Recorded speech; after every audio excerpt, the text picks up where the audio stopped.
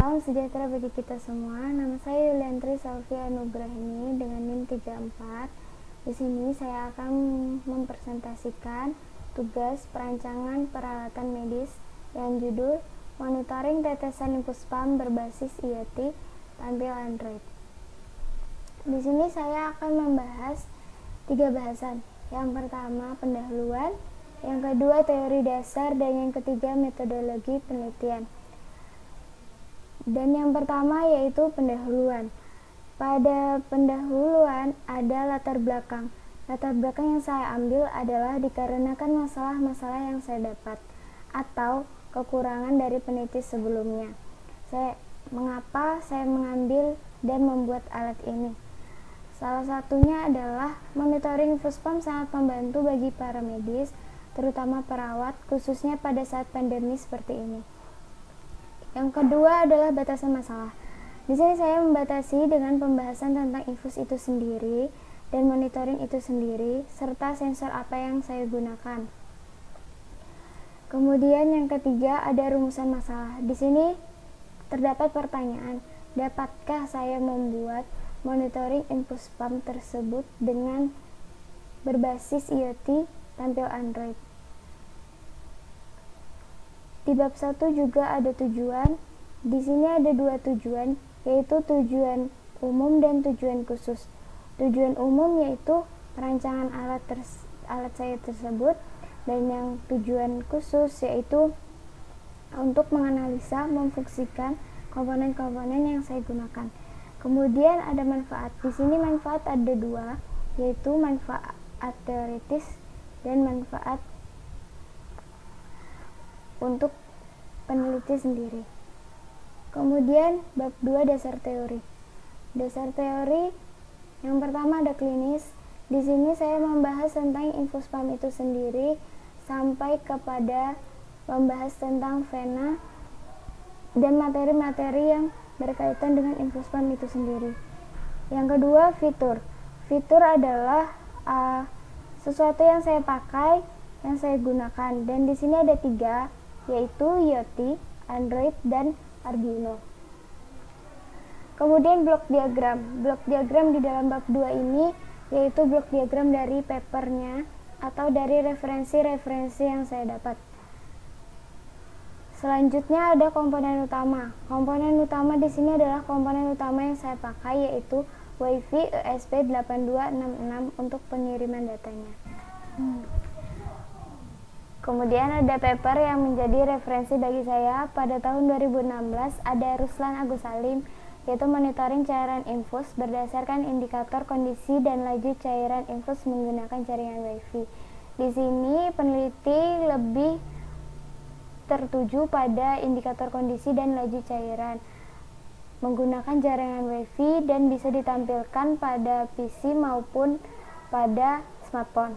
Kemudian pada tahun 2017 terdapat Amanda Amelia dan Kiki Prawirojo.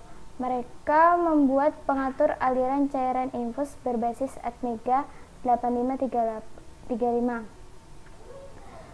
Pada 2018 ada Kurnia Hidayati, yaitu monitoring cairan infus secara real time. Untuk 2016 dan 2018 sebenarnya konsepnya sama, hanya pada 2018 peneliti hanya menampilkan pada PC saja dan menggunakan Atmega 328.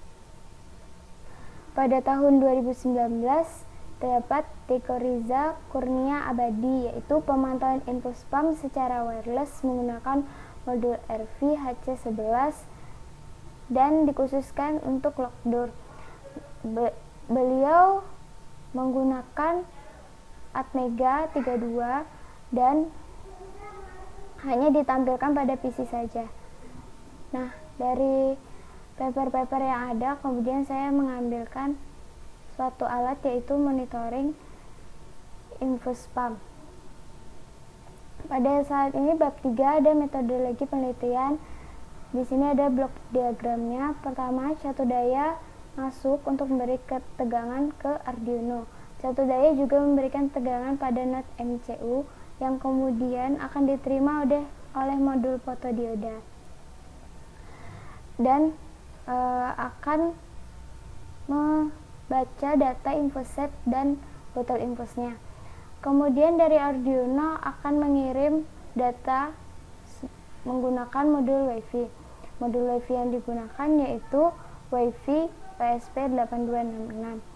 Arduino juga menggerakkan motor servo, juga memberi data pada sensor load cell. Kemudian akan membaca data infuset dan botol infus. Kemudian di sini ada diagram alir. Jadi pertama mula-mula adalah dihidupkan start, terus mengaktifkan WiFi yang ada di infuset dan yang ada di Android. Kemudian terhubung secara Firebase. Jika tidak, WiFi-nya direset terlebih dahulu. Kemudian setelah terhubung secara Firebase akan membaca tetesan, dosis, juga botol infus yang terpasang. Jika tidak terbaca pada dosis, itu kemudian node MCU akan direset. Untuk mengatur tetesan terbaca, jika tidak, nanti akan dikirim data Firebase bahwa drip tidak terbaca. Kemudian akan ada notifikasi di HP. Lalu kemudian botol infus yang terpasang. Jika tidak ada, maka akan ada pengiriman ke Firebase bahwa infus belum terpasang, dan kemudian akan ada notifikasi ke HP. Jika sudah terpasang, maka diatur berat botolnya. Jika sudah, berarti akan dikirim melalui Firebase bahwa infus sudah sesuai dan akan dikirim ke notifikasi ke HP. Demikian presentasi dari saya. Terima kasih. Salah kurangnya mohon maaf.